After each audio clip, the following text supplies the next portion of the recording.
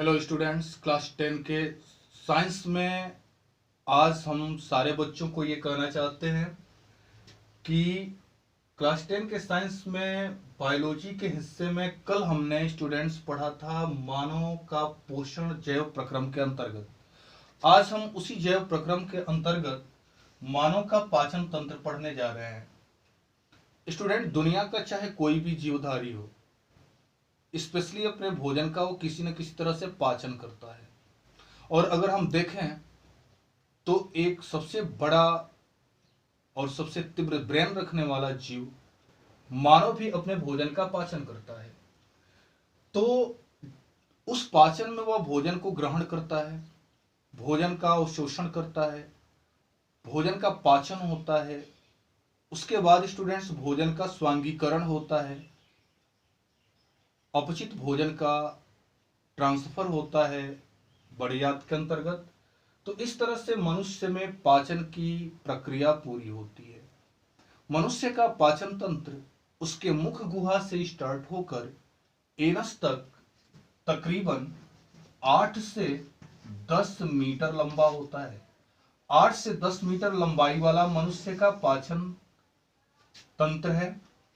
Students, मनुष्य के पाचन तंत्र को साधारणतः अध्ययन करने के लिए उसे कुछ भागों में विभाजित कर लिया गया है, जैसे मुख एवं मुख गुहिका, ग्रसनी, ग्रासनाल, आमाशय, छोटी आंत, बड़ी आंत।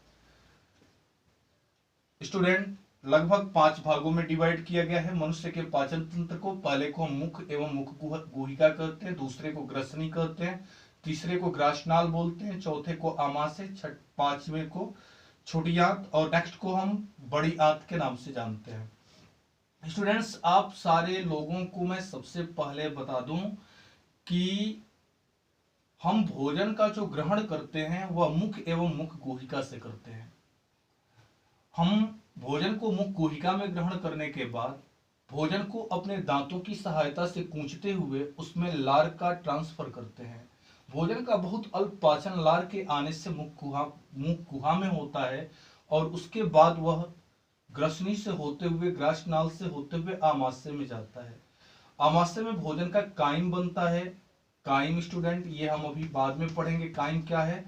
काइम बनने के बाद भोजन ग्रहणी के माध्यम से छोटी आंत में ट्रांसफर होती है और वहां पर भोजन के सबसे इंपॉर्टेंट पदार्थों को छोटी आंत द्वारा अवशोषित कर लिया जाता है और अपचित पदार्थ बड़ी आंत में भेज दिए जाते हैं। तो इस प्रकार हम जो देख रहे हैं स्टूडेंट, मानव का पाचन तंत्र में सबसे पहला चीज, जब कोई भी मनुष्य भोजन करता है तो उसके भोजन में जटिल कार्बनिक एवं अकार्बनिक पदार्थ पाए जाते हैं।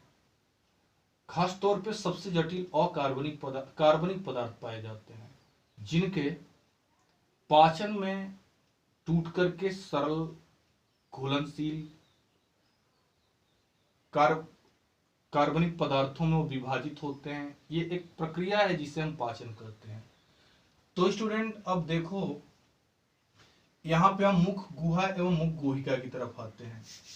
मुख गुहा एवं मुख गुहिका में मुख्यतः 3 में चीजें और हैं जिन्हें हमें पढ़ना है। पहले नंबर पर आती है जीभ, दूसरे नंबर पर आता है स्टूडेंट जिसे हम कहते हैं दांत, और तीसरे नंबर पर जो आ रहा है उसको हम लोग कहते हैं लार ग्रंथियां। तो हमारे मुख गुहिका में पाचन के सिस्टम में सहायता करने वाली 3 चीजें हैं, जीभ है, दांत है और लार ग्रंथियां हैं। स्टूडेंट, जीभ का क्या काम है?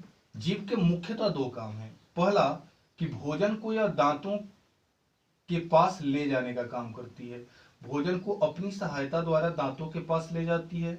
और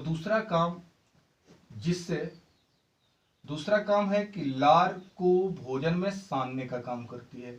साथ ही यह स्वाद के अनुभव के लिए भी मशहूर है। जीभ के पार्श्व हिस्से से लेकर अग्र और पश्च हिस्से स्वाद के लिए महत्वपूर्ण होते हैं। अलग अलग हिस्सों से अलग अलग तरह के स्वाद आते हैं। इसके बाद स्टूडेंट दांत जो हमारे भोजन को कूचने, पीसने, काटने के लिए सहायता करता है हम दांतों के भी प्रकार को समझेंगे आगे के वीडियो में। और स्टूडेंट, लार जो हमारे भोजन को पचाने का, मंड और टाइलिन लार में पाया जाता है, जो भोजन को पचाने में बहुत ज्यादा सहायता करते हैं स्टूडेंट। तो ये सारी चीजें हम लोगों को पढ़ना है कि जीभ का, मुख्य रूप से जीभ के बारे में तो आपने समझ ही लिया कि जीभ स्वाद के लिए आवश्यक है, स्वाद की फीलिंग होती है जीभ के माध्यम से। दांत और लार ग्रंथियों के बारे में हम नेक्स्ट वीडियो में पढ़ेंगे। और हमारा मानव का पाचन तंत्र स्टार्ट किए हुए हैं, अगले दिन हम पाचन तंत्र का फिगर सहित आप लोगों को सारे सिस्टम को समझाऊंगा। बस आप याद रखिए कि पाचन तंत्र में मुख्यतः 6 भाग हैं, मुख एवं मुख कुहिका, ग्रसनी, ग्रासनाल, आमाशय, छोटी आंत और बड़ी आंत। और इनसे सब चीजें कनेक्टेड हैं। भोजन का कैसे पाचन होता है, कौन पचाता है, ये सारी चीजें नेक्स्ट वीडियो में बताएंगे।